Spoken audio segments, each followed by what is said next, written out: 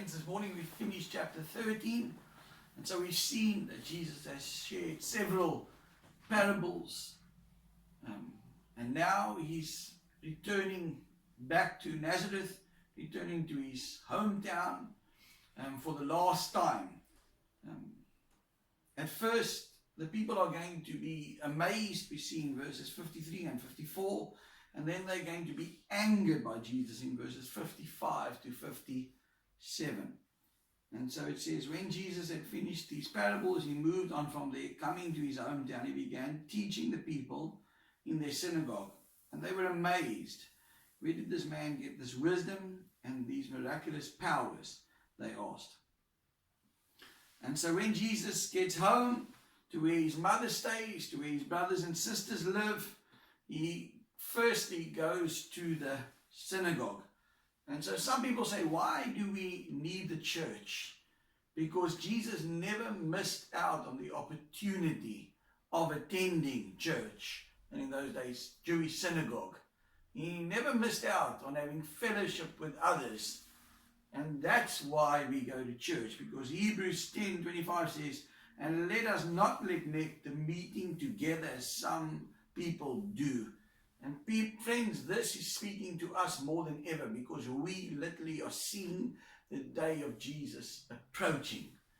And so even with this COVID situation, we must be careful that we don't fall into the pattern of getting lazy or relaxed by saying, man, when church starts again, we can just do it from home, because I believe with all my heart that it's one of the most necessary things for us to have fellowship and to worship together as a body of believers. Luke 4 tells us in verse 16, it says, so he came to Nazareth where he had been brought up, and as his custom was, he went into the synagogue and put on the Sabbath day and stood up and read. He was handed the book of the prophet Isaiah, and when he opened the book, he found the place where it was written, the Spirit of the Lord is upon me, because he has anointed me to preach the gospel to the poor. He has sent me to heal the brokenhearted, to proclaim liberty to the captives and recovery of sight to the blind, to set at liberty those who are oppressed. So in Luke we find also, once again, the writer emphasizes that Jesus, when he came into a city, always went to the synagogue. And so the people asked, where did this man get this wisdom and these miraculous powers? And so the question we need to answer is, where did Jesus get his wisdom from? He did not attend the rabbinic schools. He did not write books in those days. His father was a carpenter. You see, the reason he had the wisdom is because Jesus is the Word that became flesh. And that's why he had all the wisdom, because the Bible tells us about him. Because he had the miraculous powers, because he's the second person of the Trinity. And therefore he is God, and because he's God, he has the supernatural power. And so that's why he had all the wisdom, because he's God, and God is all wise. But they never saw that, because the next thing they say is, isn't this the carpenter's son? Isn't his mother's name Mary? And aren't his brothers Joseph, James, Simon, and Judas? They refused to accept the overwhelming evidence that was before them.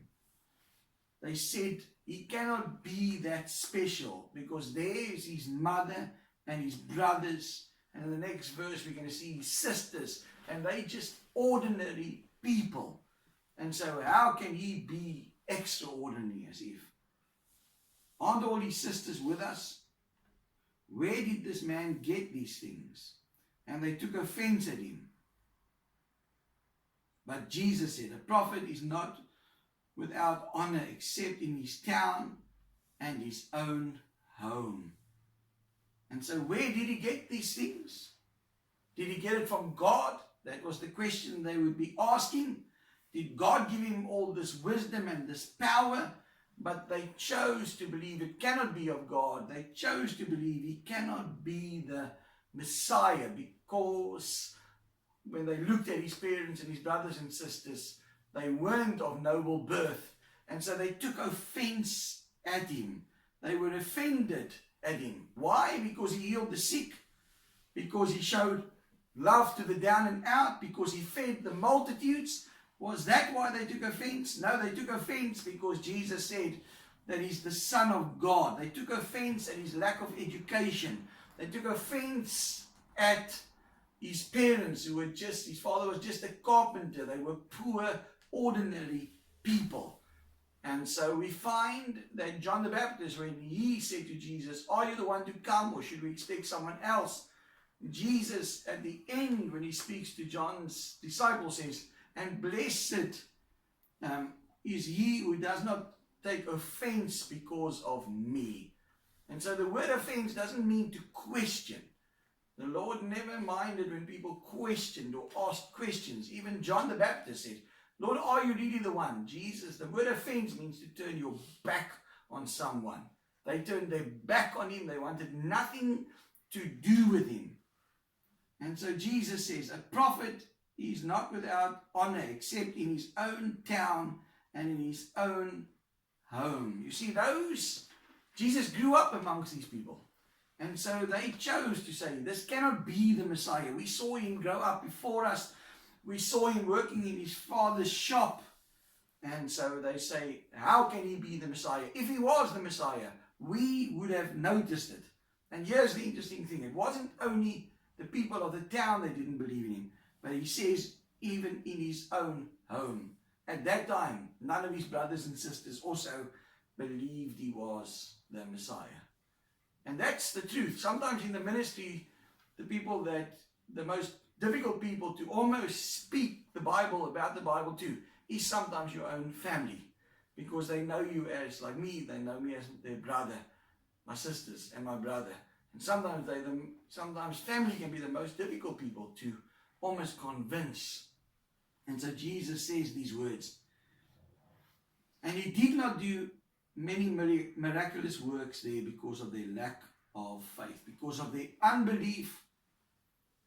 And so friends, the question to us then is, do you and me really believe Jesus is who he said he is? Because maybe you saying to me, I believe, Trevor, but does your life really reflect that belief? You see, here Jesus didn't do many miracles because they didn't truly believe. Even though he did all these wonders, signs and wonders, they still chose to disbelieve and to turn their backs on him.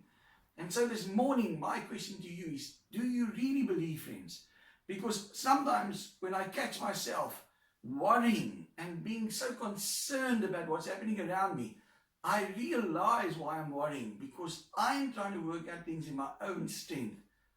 And that's a problem, because many times it's almost like I'm saying, Lord, if you're not coming through, maybe I've got to do this or that. And then I catch myself to say, do I really believe God is who he says he is? Because it's easy to say that, for me to say, God is my provider. But does my life reflect that? Do I honor God with my money? Do I do what's right? Then I can say I believe. But if I don't do what's right, then my words mean nothing. And so this morning, if you have financial problems, do you really believe God your provider? Do you honor God? If you believe the Lord is your healer, do you really trust him to bring healing in your life? That's the question only you can answer this morning. His own people chose not to believe. His family chose not to believe. I pray this morning you're not one of those. This is Rev Trev. I trust you'll have a wonderful day. May God bless you.